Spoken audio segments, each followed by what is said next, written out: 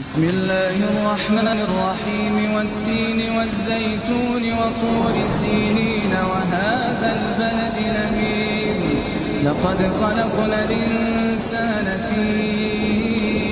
أحسن تقويم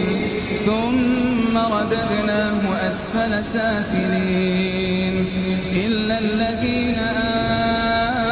آمنوا وعملوا الصالحات فلهم أجر غير ممنون فما يكذبك بعد بالدين أليس الله بأحكم الحاكمين